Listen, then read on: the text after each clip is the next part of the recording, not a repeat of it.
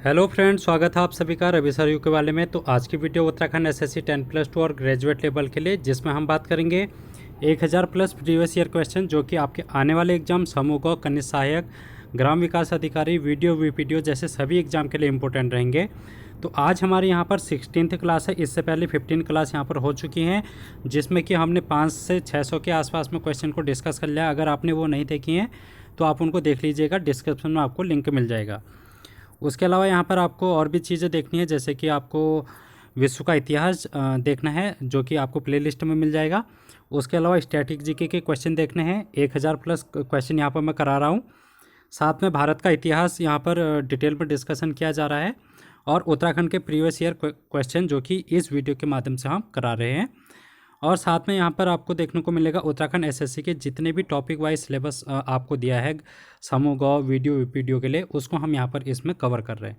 तो अगर आपने अभी तक ये वीडियोस नहीं देखे हैं तो आप इनको देखिएगा एक एक करके, तो आपके आने वाले एग्जाम के लिए बहुत ज़्यादा फायदेमंद रहेंगे। PDF इसकी आप रवि सर यूके वाले टेलीग्राम चैनल में जाके यहाँ से डाउनलोड कर लेना, तो वहाँ पर आपको इसकी PDF मिल जाएगी, वहाँ से आप इसका रिविज़न अच्छे से कर सकते हैं। तो चलिए शुरू करते हैं पहले क्वेश्चन से। और पहला क्वेश्चन आपके सामने है, कस्तूरी मृगों के लिए प्रसिद्ध वन्यजीव विहार कहाँ है? तो वन्यजीव विहार बताना है जो कि कस्तूरी मृग के लिए प्रसिद्ध है। तो पहला ऑप्शन आपके पास है बिनसर वन्यजीव विहार, अस्कोट पार्क, बंसर वन्यजीव विहार। फिर थर्ड ऑप्शन है केदारनाथ व गोविंद वन्यजीव विहार, और फोर्थ ऑप्शन है अस्कोट व केदारनाथ वन्यजीव विहार। तो कस्तूरी मृग के लिए अगर आप बात करेंगे वन्यजीव विहार की, तो ये ऑप्शन आपका हो जाएगा डी ऑप्शन, जो कि अस्कोट और केदारनाथ दोनों जगह वन्यजीव विहार यहाँ पर कस्तूरी मृग के लिए प्रचलित हैं। तो अगर आप केदारनाथ वन्यजीव विहार की बात करेंगे तो इसकी जो स्थापना की गई थी 1900 यहाँ पर 72 में इसकी स्थापना की गई थी। और ये जो केदारनाथ है ये कस्तूरी मृग के संरक्षण के लिए प्रसिद्ध है, ठीक है। और ये कहाँ पर स्थित है? तो आप बोलेंगे ये चमोली ज़िले पर स्थित है, और चमोली के साथ में इसका कुछ हिस्सा रुद्रप्रयाग में भी देखने को मिलता है।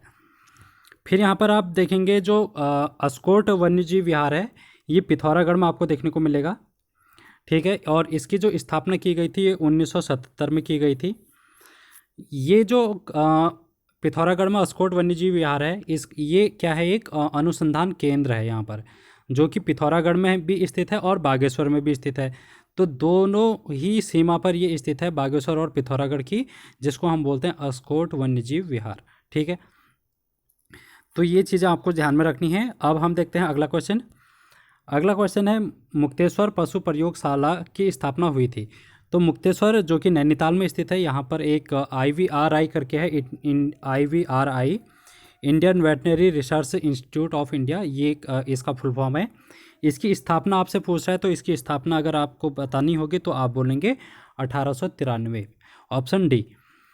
अगला क्वेश्चन, निम्नलिखित में से किन नदियों को सास बहू के नाम से जाना जाता है?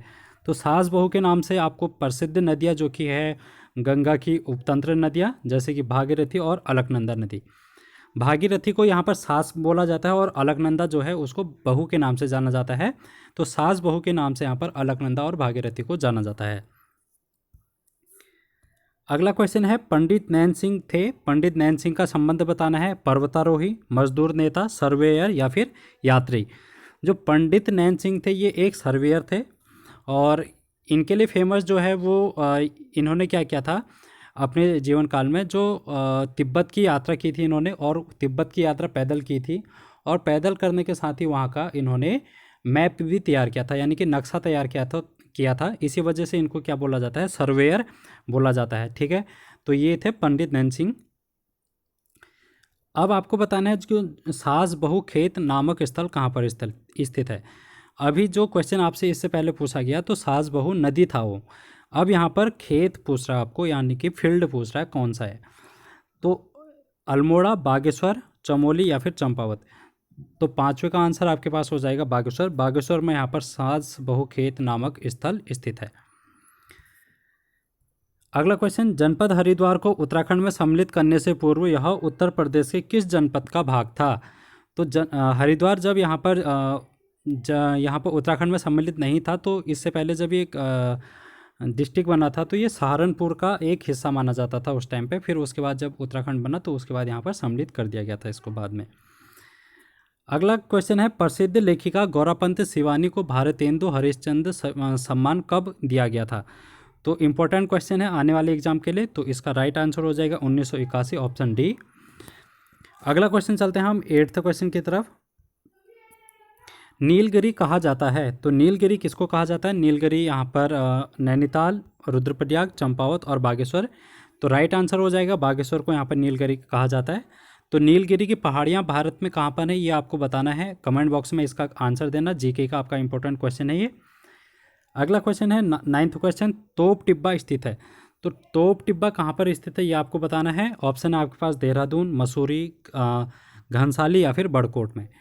तो राइट आंसर हो जाएगा यहाँ पर मसूरी में स्थित है ये तोप टिब्बा। इसको गन हिल की पहाड़ियों के नाम से भी जाना जाता है। तो ठीक है, तो तोप टिब्बा क्या है? ये गन हिल की पहाड़ियाँ हैं जो कि फेमस है मसूरी की।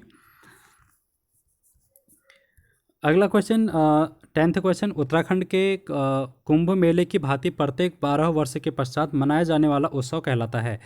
तो उत्तराखंड में जैसे कि जो कुंभ मेला आयोजित किया जाता है प्रत्येक 12 वर्ष में, तो इसी तरीके से उत्तराखंड में ऐसी कौन सा उत्सव है जो कि मनाया जाता है, जो कि प्रत्येक 12 वर्ष में मनाया जाता है? ये इसका आंसर आपको बताना है। तो नंदा राजजात जो इसका राइट आंसर होगा, ऑप्शन ए। तो नंदा राजजात यहाँ पर प्रत्येक 12 वर्ष में मनाया जाने वाला उत्सव जो कि उत्तराखंड का फेमस है। अगला क्वेश्चन, हिल यात्रा उत्सव मनाया जाता है, ऑप्शन है आपके पास टिहरी में, चंपावत में, चमोली में या फिर पिथौरागढ़ में। तो हिल यात्रा उत्सव जो है वो पिथौरागढ़ में मनाया जाता है। इसका आंसर आपको पता होना चाहिए। अगला क्वेश्चन है, हिल यात्रा का संबंध किससे संबंधित है? तो हिल यात्रा यहाँ पर पर्वतारोहण से, धार्मिक यात्रा से संबंधित है, कृषि और पशुपालन से या फिर युद्ध से। तो हिल यात्रा का संबंध यहाँ पर कृषि और पशुपालकों के से संबंधित माना जाता है। हिल यात्रा का मतलब ये है कि जो हिल का मतलब है वो है कीचड़ में खेला जाने वाला एक उत्सव। तो यहाँ पर खेला जाता है जब धान की रोपाई की जाती है पिथौरागढ़ साइड में, तो उस टाइम पे ये लोग क्या करते हैं, अनेक पात्रों से अपनी यहाँ पर खेल करते हैं, जो कि हिल यात्रा के नाम से जाना जाता है। अगला क्वेश्चन आपको दिखाई देगा यहाँ पर, इसका दुग्धताल स्थित है। तो दुग्धताल कहाँ पर स्थित है ये आपको बताना है, पौड़ी, चमोली, टिहरी या फिर रुद्रप्रयाग। तो राइट आंसर हो जाएगा 13 का ए, पौड़ी गढ़वाल में यहाँ पर दुग्धताल स्थित है।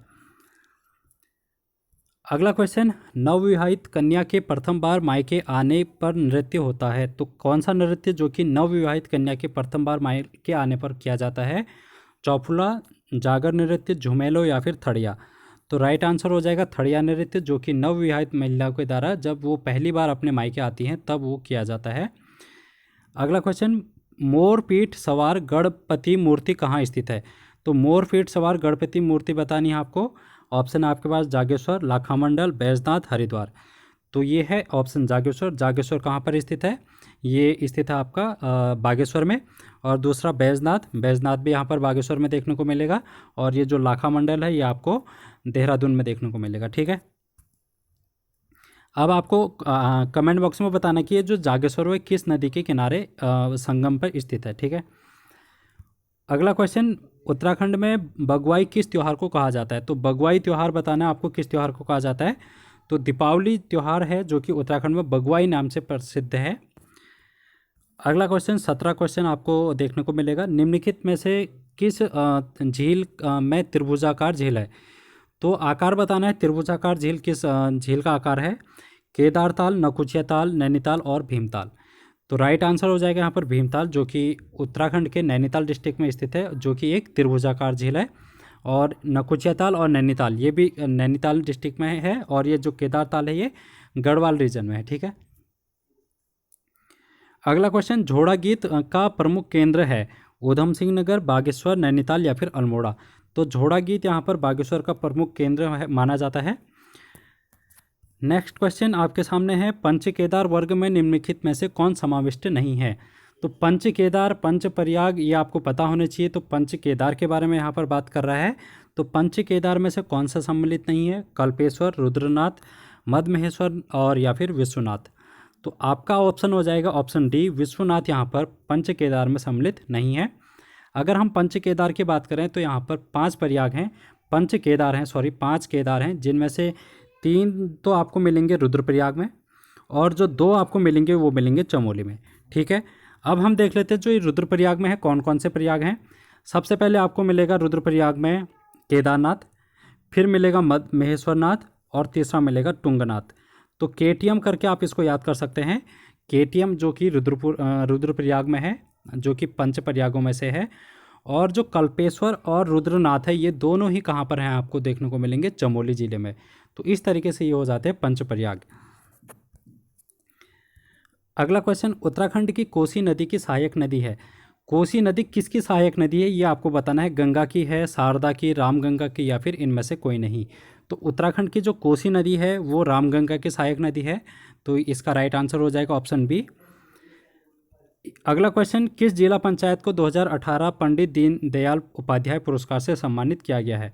तो जिला पंचायत 2018 का जिसको दीनदयाल उपाध्याय पुरस्कार से सम्मानित किया गया है, 21वें का आपके पास ऑप्शन हो जाएगा पौड़ी। पौड़ी का जिला पंचायत है। ठीक है, अगला क्वेश्चन, लाखा मंडल किस नदी के किनारे बसा हुआ है। तो अभी मैंने बताया जो लाखा मंडल है वो देहरादून के जौनसार बावर वाले क्षेत्र में स्थित है। तो यहाँ पर किस नदी के किनारे बसा हुआ है। तो यमुना, टॉन्स, शारदा या फिर काली। तो काली और शारदा तो हो नहीं सकता क्योंकि एक ही नदी के नाम है, एक काली और शारदा, जो कि यहाँ पर आपको देखने को मिलेगी पिथौरागढ़ वाले इलाके में। लेकिन अगर आप लाखा मंडल देखेंगे तो देहरादून में यमुना और टोंस दोनों ही नदियाँ यहाँ पर देखने को मिलती हैं। अगर लाखा मंडल की बात करेंगे तो ये यमुना नदी के किनारे देखने को मिलेगा। और इसके अलावा यहाँ पर आप देखेंगे कि जो यमुना है ये रिखनाड़ नदी और यमुना के बीच में बसा हुआ एक शहर है लाखा मंडल। ठीक है, अगला जो है वो है रिखनाड़ नदी। यमुना प्लस रिखनाड़ नदी आपको याद करना है। अगर दोनों ही नदियों का नाम पूछेगा तो आप रिखनाड़ को भी याद करेंगे यहाँ पर। ठीक है, अगला क्वेश्चन, उस लोक कला को क्या कहा जाता है जिसमें विभिन्न रंगों के देवी देवताओं के चित्र त्योहार आदि में बनाए जाते हैं। त्योहार में बनाए जाते हैं रंगों के विभिन्न देवी देवताओं के चित्र, उसको क्या कहा जाता है। ऐपण, जौ या फिर ज्योति मातृका या फिर इनमें से कोई नहीं। तो ज्योति मातृका इसको कहा जाता है, जो कि देवी देवताओं के विभिन्न रंगों से चित्र की गई एक लोक कला है उत्तराखंड की, जो कि त्योहारों में देखने को मिलती है। अगला क्वेश्चन, मिशन गंगा शोध संस्थान कहाँ पर है। हरिद्वार, रुड़की, रुद्रप्रयाग या फिर ऋषिकेश। तो राइट आंसर हो जाएगा 24 का यहाँ पर ऑप्शन सी, रुड़की में। अगला क्वेश्चन 24 है, काले कौवा त्यौहार के नाम से जाना जाता है। काले कौवा, और इसका जो राइट आंसर हो जाएगा 25 का ऑप्शन डी। मकर संक्रांति को काले कौवा के नाम से जाना जाता है, जो कि जनवरी माह में मनाया जाता है 15 जनवरी के आसपास पे। इस टाइम पे यहाँ पर एक मेला भी लगता है जो कि बागेश्वर में लगता है। अगला क्वेश्चन, या राजजात यात्रा एक धार्मिक यात्रा है, इस यात्रा की मार्ग की लंबाई है। तो नंदा राजजात यात्रा कितनी लंबी है तो इसका राइट आंसर आपको बताना है। 280 किलोमीटर, 250, 260 या फिर 160। तो राइट आंसर हो जाएगा 280 किलोमीटर की ये राजजात यात्रा है, जो कि आपको देखने को मिलेगी मुख्यतः चमोली ज़िले में। चमोली ज़िले में एक जो पहला प्रारंभिक स्थल है इसका है वो है नौटी गाँव। नौटी गाँव यानी कि कासवा गाँव को ही कहा जाता है यहाँ पर। तो कासवा गाँव या फिर नौटी गाँव दोनों में से जो भी आपको मिलेगा वहाँ से ये शुरू होती है, और जब ये जाती है तो ये होमकुंड तक जाती है। ठीक है, तो माड़ा गांव जो आपने नाम सुना होगा उसके ऊपर अगर आप जाएंगे तो वहाँ पर एक होमकुंड नाम का एक स्थल दिखाई देगा, वहाँ पर तक ये नंदा राजजात की यात्रा चलती है। अगला क्वेश्चन, निम्नलिखित झीलों में से कौन सी षटकोणी एवं भोजपत्र से घिरी हुई है। तो यहाँ पर आपको बताना है शरावती ताल, नचिकेता ताल, रूपकुंड या फिर डोडी ताल। तो जो कि भोजपत्र और षटकोणी से घिरी हुई है तो यह है डोडी ताल, और डोडी ताल यहाँ पर आपको देखने को मिलेगी उत्तरकाशी जिले में। अगला क्वेश्चन, निम्नलिखित में से किस झील में गांधी जी की अस्थियों को प्रवाहित किया गया है। तो गांधी जी की अस्थियों को कहाँ पर प्रवाहित किया गया है ये आपको बताना है। सहस्त्रताल, शरावती ताल, हेमकुंड या फिर रूपकुंड। तो राइट आंसर हो जाएगा शरावती ताल, जहाँ पर गांधी जी की अस्थियों को विसर्जित किया गया है। शरावती ताल का अन्य नाम है चौराबाड़ी ताल, और इसको हम गांधी सरोवर के नाम से भी जानते हैं। ठीक है, अगला क्वेश्चन है, वह स्थान जहाँ प्राचीन गोविसाड़ नगर स्थापित था। तो गोविसाड़ नगर किस शहर को कहा जाता है, ये आपको बताना है। काशीपुर, रुद्रपुर, बाजपुर या फिर रामनगर। तो राइट आंसर हो जाएगा काशीपुर को यहाँ पर गोविसाड़ के नाम से जाना जाता है। और यहाँ पर जो चीनी यात्री है वेनसांग, वो भारत यहाँ पर आया था और इसने इसको किस नाम से पुकारा था गोविसाड़ को, काशीपुर को, वो आपको कमेंट बॉक्स में बताना है। तो इसका आंसर आप यहाँ पर जरूर करना। अगला क्वेश्चन, वह जेल जिसमें नेहरू 1934-35 में और 1945 में कैद में रहे और उनके तथा जहाँ पर वो रहे थे वहाँ पर एक नेहरू वार्ड नाम से उसको बनाया गया है, विकसित किया गया है। ये जेल कहाँ पर स्थित है? तो ये जेल है अल्मोड़ा में। अल्मोड़ा में यहाँ पर पंडित नेहरू को यहाँ पर कैद किया गया था 1934 से 35 के बीच में और 1945 में। तो ये टोटल 317 दिन के आसपास में यहाँ पर ये यहाँ जेल में रहे थे, अल्मोड़ा की जेल पर। तो ये होते हैं आज के इंपॉर्टेंट क्वेश्चन, जो कि 30 क्वेश्चन हमने डिस्कस किए। तो आने वाली वीडियो में और भी क्वेश्चन को डिस्कस करेंगे, तब तक बने रहिए और thank you so much. Channel को सब्सक्राइब कर लेना और शेयर कर लेना। Thank you.